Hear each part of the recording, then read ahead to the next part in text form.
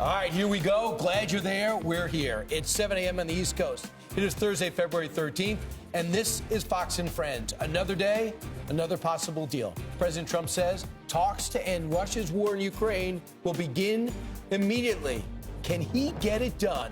We're going to ask Kelly and Conway. That's right. And DEA agents arresting nearly 100 people in a massive series of raids in Colorado over the last couple of weeks, including some with gang ties. But wait until you hear why Denver public schools are now suing the Trump administration. Plus, Congresswoman AOC wants migrants to know how to avoid ICE agents. They either want to deceive you into thinking that they're not ICE, or they lie so that you come to believe that they do have a right to enter. The second hour of Fox and Friends starts right now. President Trump's America First agenda is front and center on the world stage today as top members of his administration are in Europe, letting other leaders know where our priorities are, where they're going to be for the next 4 years. So Lucas Tomlinson is live at NATO headquarters in Brussels right now. Lucas, you've had an exciting trip. What's on tap? Well, Brian, Defense Secretary Pete Hegseth has returned here to NATO headquarters in Brussels, urging NATO allies to produce more weapons to stand up to Russia. And he earlier met with the NATO Secretary General, who said that Russia makes more weapons in 3 months than the entire NATO alliance makes in 1 year. Now, yesterday, Hegseth had some blunt words for NATO as well. He said it was an unrealistic goal to have Ukraine return to pre-2024 borders. Of course, Ukraine's not in NATO, and he said that there are no plans to put Ukraine in NATO. And, of course, Russia still controls about 20% of Ukraine, and Hegseth says it's unrealistic to get those borders back to pre-2024 borders. Now, Hegseth not the only senior member of the Trump administration in Europe, as you mentioned, Ainsley. Vice President Vance in Paris following that global AI conference, now on a flight to Munich, leading the American delegation to try to end Russia's war on Ukraine. And yesterday, President Trump spoke to both the presidents of Russia and Ukraine and echoed what the Defense Secretary, Pete Hegseth, said here in Brussels, that it was unrealistic for Ukraine to retake land captured by Russia, and said Ukraine will not be joining NATO. Here's Trump on those phone calls. We had a great call, and it lasted for a long time, over an hour this morning. I also had with President Zelensky a very good call after that. And I think we're on the way to getting peace. I think President Putin wants peace, and President Zelensky wants peace, and I want peace. I just want to see people stop getting killed. So again, the word from the White House and the Pentagon is unrealistic for Ukraine to retake those borders from before 2014, that area controlled by Russia now. Now, the phone calls took place on the same day Trump's Director of National Intelligence was sworn in, Tulsi Gabbard. No Democrats voted for Brian, not even Bernie Sanders. And Tulsi Gabbard also met with India's Prime Minister ahead of his meeting with President Trump later today at the White House. And here at NATO headquarters, guys, the Defense Secretary Pete Hegseth will be addressing the press later. He's having a press conference. That's a few hours from now, guys. So I'm Lucas, sure he'll make news. One of the messages is you got to spend more on defense. On average, NATO members, Europe mostly, 1.7% of their income. Of their GDP. I was shocked with the currencies taken into account. The Russians spend 42%, which is unsustainable, I believe. Right. But that's more than all of Europe. Right, they're on a wartime economy now, Brian. And as we heard from the defense minister, the defense secretary general of NATO, Russia makes more weapons in 3 months than all of NATO in a year. And I just before coming on with you guys, I spoke to Finland's defense minister. He wants NATO to spend much more on weapons because he's concerned that if a peace agreement is agreed to, he fears that it's going to give Russia more time to rearm, keep conscripting soldiers, and attack a NATO member 5 years from now. So there's certainly a sense of urgency here at NATO headquarters, led by Defense Secretary Hegseth, encouraging NATO members, hey, the United States has different priorities now. It's not what's going on in Europe. It's China and the U.S. southern border, guys. And Lucas, tell us more about the negotiations, because I heard Pete Hegseth say the borders are just going to have to change. It's something we're going to have to live with. People are obviously upset that Russia has invaded Ukraine and moved in and taken some of their territory. But he said to negotiate some of those borders, we're just going to have to deal with the changes. Well, Ainsley, what many officials are saying here at NATO is just it's reality on the ground. The front lines in Ukraine really have not changed much in over 2 years. They're very static. You know, Russia will take a small village in eastern Ukraine and, of course, destroy the entire place. You know, tens of thousands of Ukrainians have been killed. Millions have fled the country. But the concern here is that to get to a durable peace, you have to make a deal with the Russians. The concern is, of course, will Vladimir Putin honor any agreement? He has not done it in the past, Ainsley. Yeah. Remember go ahead. Right. And Lucas, one final thing, and we're looking forward to Pete Hegseth's press conference because he made a lot of news yesterday. He said that Europe was going to essentially have to take care of their own security. They said they have to take ownership of conventional security for Europe. And that's why they're suggesting now, rather than 2%, every NATO nation needs to cough up 5%. And that would put them more on a war footing. But here's my question for you. Pete also said that the United States is prioritizing deterring war with China in the Pacific.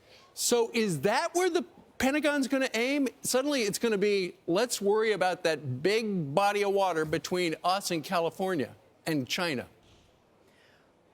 There's no question, Steve, that the priority of the Trump administration is to focus on the southern border as well as China. People want to see the United States Navy get more warships, more submarines in the water. If you look at the U.S. Navy, they should have 66 attack boats in the water. Yeah. There's only about 40% of those down for maintenance at any time. But again, the concern here is that NATO members need to step up, take care of their own security, and do a lot more. Steve? Right. This whole socialist economy doesn't lend to a lot of money into defense. But that's got to change. Lucas, thanks so much. Thanks, Lucas. That's right. Because we can't do it forever. In the discussions, they said they're going to put troops, maybe separating, NATO troops separating. But if you attack those troops, it wouldn't be like attacking a NATO nation. So they wouldn't have Rule 5 protections. Who would want to sit between Ukraine and Russia, knowing that the Russians could take us out and there's not going to be any ramifications? Right. Yeah, but some of those NATO troops would be Americans, and that's the worry. Right. All right. Meanwhile, the Department of Government Efficiency, also known as Doge, securing 2 big wins in courts, with one judge restoring Donald Trump's federal buyout program for employees. 75,000 seem to want to take it. Another ruling, the administration can limit access to federal funds under certain conditions. Peter Ducey joins us live from the White House with all the details. Hey, Peter. Good morning. White House officials think they have now shrunken the federal workforce by about 3% because 75,000 workers took the so-called fork-in-the-road buyout. And a judge in Massachusetts is telling unions that are suing to stop it, they don't have the standing. The quote from this ruling yesterday is, the unions do not have the required direct stake in the fork directive. This is not sufficient. Second, the court lacks subject matter jurisdiction to consider the plaintiff's pleaded claims.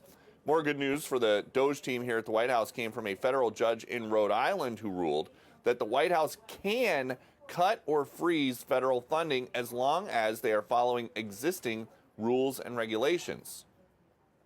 They're taking massive amounts of money and spending it on items. I went through a list of 200 expenditures that were made, and I found 3 that looked like they were reasonable. I want to commend Elon because he's done a fantastic. He doesn't need this. You know, he's abused by you people every day. He's found more things than anybody could find. I think he's got the credibility to do it. I know he does. President Trump has a press conference, or he said that he's going to have a press conference today detailing wasteful spending. The only one on his schedule that we can see is side by side with India's prime minister. So if the president's plan holds, then Mr. Modi is going to get a crash course in waste, fraud, and abuse from the U.S. federal government. Back to you. And Peter, Modi's coming to deal, I hear. He understands that there's going to be tariffs heading his way. He wants to try to get ahead of it. He understands there's an imbalance between the countries.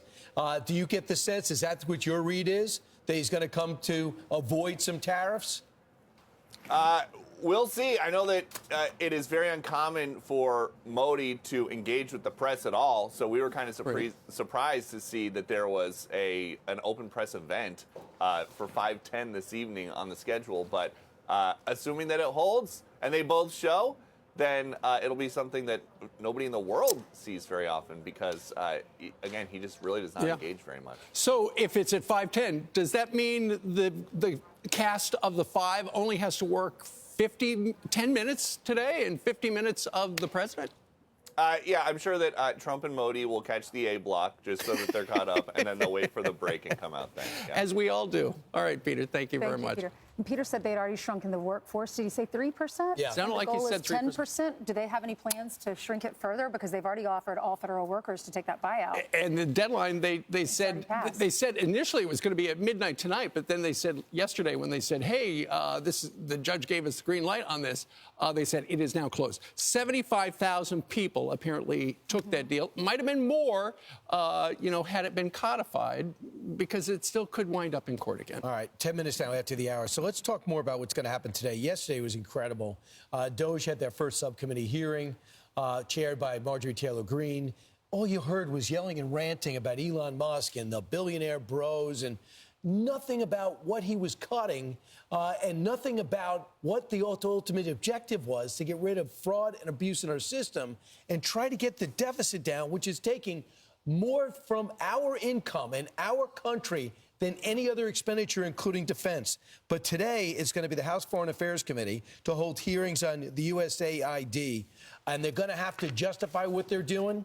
And I think Doge is going to justify by exposing what they're exactly spending it on. You know, the Trump deal, cut it down to about 600 from 10,000 and fold it into the State Department. Yeah, we just talked to a former administrator, and he was an eye-opening interview, because he said that a lot of the stuff that's getting the headlines, of course, was actually money through the State Department and things like that. But he said, and this actually makes a lot of sense, you know, when the Doge team goes in and they say, okay, let me see your books, and they just start looking at stuff. What this guy said was that what they should do is some of the Doge representatives should go out into the field to see how they are spending the money, and then they'll realize that U.S. aid actually has some value. I do know, I've spoken to somebody who has been in the room at one of the government agencies that we have not discussed when the Doge guys came in, and essentially what they say is simply, okay, tell us what you do and let us see your books. And so then they'll figure out from that little conversation how much they need. Well, but to his point, it makes a lot of sense. Go see what people need. Yeah, find out, do we need a DEI musical in Ireland? Exactly. Elon Musk has been working his tail off. You've seen the pictures of him sleeping on the sleeping bag in the floor. This was a video call to the World Government Summit in Dubai. This was earlier today. Watch this. We really have here rule of the bureaucracy as opposed to rule of the people, democracy. We want to restore rule of the people. And so what that means is reducing the size of the federal government, basically reducing regulation. There's a tremendous amount of over-regulation that's happened over time. I think we do need to delete entire agencies as opposed to leave part of them behind. Because if you leave part of them behind, it's easy. It's kind of like leaving a weed. If you don't remove the roots of the weed, then it's easy for the weed to grow back. And you just look at some of the things that the questionable USAID expenditures, and you've been through it. We could roll it. The gender diverse support in Bangladesh, Honduran LGBT group parades, assisting migrants in Colombia, the Serbian gay groups, again, EVs for Vietnam. So you might go, oh, the EVs do this, and Vietnam gives us this, and they're pushing back. Okay, but when it comes down to what we're spending money on, why you can have an advisor go over there through the State Department writing checks. I think those days are done until we can find a way to do what Bill Clinton and Newt Gingrich did, and that gets our deficit down to zero. I know foreign aid has a small amount, and I'm all for it, and most of us are for it. But this seems frivolous, and this is a political agenda. That is what I think that you'd see at the DNC. This is what they would support. You hear Elon Musk saying he wants to wipe out some. He thinks it's a good idea to wipe out some of the federal agencies. And I know that the president has said Department of Education is one of those. Linda McMahon today will take questions from the senators for her confirmation before she is for her nomination before she's confirmed. Right. She's most likely going to focus on what she would do to help dissolve that department, school choice, and address the poor K-12 student achievement. Because the president said we're number 40 in the world, but yet we're number 1 cost per pupil to pay for them to get an education. Indeed. And so that is one of the things that Donald Trump ran on. He said, you know, if elected, I'm going to try to do my best to get rid of the Department of Education, send the power back to the people in the states and the localities. Also, the number one or number two issue, he ran on the economy and he ran on the border. And so far, once again, we're seeing dramatic images of a lot of exactly what he promised. ICE agents are going across the country, and they're sweeping up criminal aliens. And there's an operation over the last couple of weeks in Denver. It's called Return to Sender, Operation Return to Sender. It included those, that's right, it included those 10 people, and some of them were arrested at that Edge at Lowry apartment building in Aurora. And they were all illegal migrants, and some of the worst drug criminals in the United States have been rounded up over the last 2.5 weeks. Yep, and the DEA agent that interviewed with the local Fox station there said they're working with the FBI, they're working with ICE, they're working with HSI. These are all federal law enforcement, and they've been told by the administration, you have to work together now. And so he says, he said, we're collaborating. Can we roll this, please? Roll it up. Thank you. We are collaborating in ways we never have before. We are taking the information in DEA's tank and ICE's tank and HSI's tank and the FBI and are putting it all together. We are collaborating in ways we have never seen before in my entire career.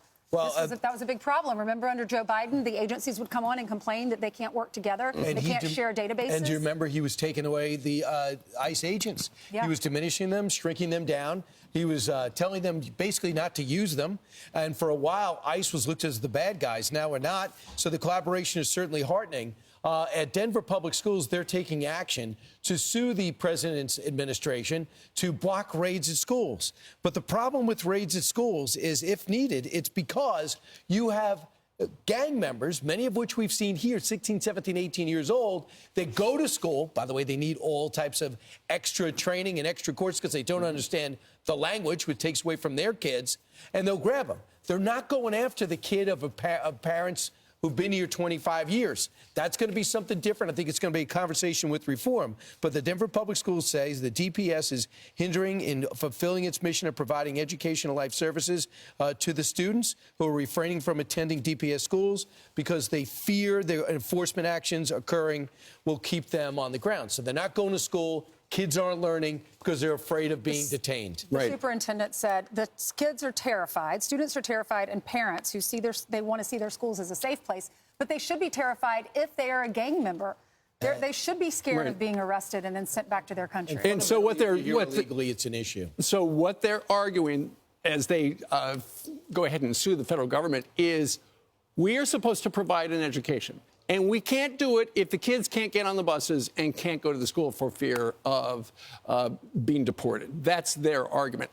We had on Fox and Friends Sunday, Tom Homan talking a little bit about any sort of migration efforts and ICE efforts at schools. And this is what he had to say when people asked him about that. There's no sanctuary for a significant public safety threat or a national security threat. So if we have information on an MS-13 gang member that's wanted for a brutal crime and he's sitting in class at a high school, we will go in with local authorities, we'll arrest that gang member. We're not sweeping the school, we're not raiding the school, we're going to arrest one person. Every law enforcement agency has that ability. ICE should be no different. This is about protecting the communities. Again, a message that there is no sanctuary, there is no safe haven for violent criminal or national security threats. Do you realize, too, how important it is to get that word out? Because the people and the families that are going to be coming here saying, I'll go to Aurora, I'll go to Denver, I'll live a great life, it's not going to be worth it because America is now enforcing their immigration rules. I think 2 years from now, there'll be a conversation about people that are here. There'll be a conversation about a massive influx of work visas for people that are doing valuable jobs that Americans are not doing, don't want. There's a system already set up in place. I think there's going to be a conversation in a couple of years about the H-1 visas, about the first-round draft picks and others that are in Stanford and MIT that maybe want the opportunity to stay here and use some of their education to make the America better. That's what Elon Musk has talked about. But for the next couple of years, you're going to hear about the wall and you're going to hear about enforcement because you can't move forward on any reform unless you have security. Just keep in mind, these are criminals. The DEA said they were trafficking fentanyl pills, other drugs, and weapons. And they said there's going to be less criminals for the drug trafficking organizations like the Sinaloa and the Jalisco cartels to utilize to peddle their drugs of poison off the streets of Colorado. And guess where the Venezuelans are going? Back to Venezuela. First time in a year, you get the bad guys, you put them in shackles, and you send them right back. Maduro's taking them back. I think ultimately this is going to come down to one of those court decisions, because ultimately it's who has the authority to keep America safe. We've heard in the past it's the federal government. That was during the Biden years. Suddenly Donald Trump's administration is in charge of migration, and it looks a lot different. So if they say, look, there's a criminal element here in these sanctuary spots, what's a judge going to go? Is he going to say, you know what, the cities can decide? No, usually it's the federal government has jurisdiction over the city. By the way, there's a whole lot in Aurora. We heard Aurora was no problem, remember? The mayor's, what are you talking about? They've left those apartment complexes. They're now empty. Good people can't go inside, and the gangsters have left because they were tipped off. So much has happened already, and it's just been a few weeks. Yeah. The first 100 days have already been amazing. All right, let's hand it over to Carly. She has some headlines for us. I do, and Hey. sticking with this topic, listen to the details here, guys. ICE agents in Boston arresting an illegal migrant from Guatemala who's now charged with several counts of aggravated and forcible rape of a child. It comes after a detainer request on the suspect was ignored by a local court back in 2022, despite him being a previously convicted criminal. He now remains in ICE custody. An agent saying, quote, he is exactly the type of alien we are targeting with our, quote, worst first policy. He posed a significant danger, and we will not tolerate such a threat to our community. A Fox News alert here, a driver plowing into a large group of demonstrators in Munich, Germany, just a few hours ago, hurting at least 20 people. Local outlets report that at least 2 of those injuries are considered very serious, and eyewitnesses believe the driver's actions seemed intentional, although no official word from police at this time. The incident comes just a day ahead of the Munich Security Conference, where Vice President J.D. Vance is scheduled to be meeting with Ukrainian President Volodymyr Zelensky. A busy day ahead on Capitol Hill. In just a few hours, RFK Jr. is facing a Senate confirmation vote for his Health and Human Services Secretary nomination. Meanwhile, Kash Patel's nomination for FBI Director could be voted out of committee. Patel is expected to massively overhaul the Bureau, including firing agents and top leaders. And a confirmation hearing is happening today for Linda McMahon, Trump's pick for Education Secretary. And it comes as Trump is signaling plans to dismantle her department.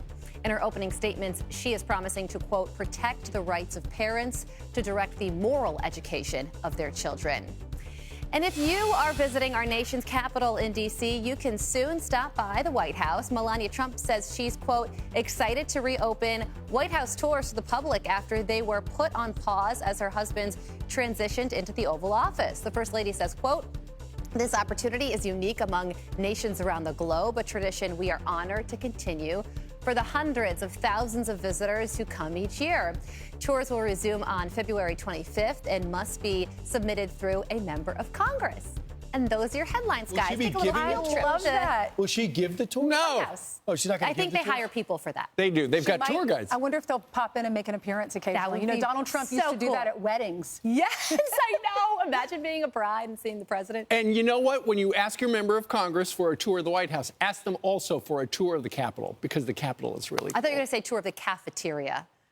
That would be a good idea. That would be the mess at the White House. There you go. That's a good and inexpensive lunch. Did y'all ever do that as children? Did y'all go see the White House? I go to did. Smithsonian, It was amazing. All the museums? A lot of fun. Never made it to Washington You as a didn't? child. No. I will tell you, go in the Always had summertime a because it game. is so cold. I remember waiting for the Washington Monument. We waited outside for like an hour. Mom and Dad put long johns on us, and I was so cold, crying. They're like, no, we're waiting. We're gonna. You didn't go. It wasn't your We summer went up. vacation. We went up. No, we were there in the winter. When Dad was a basketball coach, they had games there or something. Great. Yeah, I just remember how the Washington had the Capitol was stopped for a while. Yes. They ran out of financing, Yeah. or the Civil War happened, and they rebuilt it. They ran out of the same quarry, that ran out of limestone. brick limestone. So they had to build it. When you walk through, you could see the change on the inside. Same thing with the Washington Monument. About halfway up. That's what I'm saying. Yeah. Uh-huh. And you can get space ice cream. Remember space ice cream? Did we get that at the Freeze-dried. Smithsonian? Freeze-dried. Freeze-dried ice cream. Air and space. Right. More on that later, I guess. It's delicious. Another day, another possible deal. President Trump says talks to end Russia's war in Ukraine that they started will begin immediately. Can he get it done?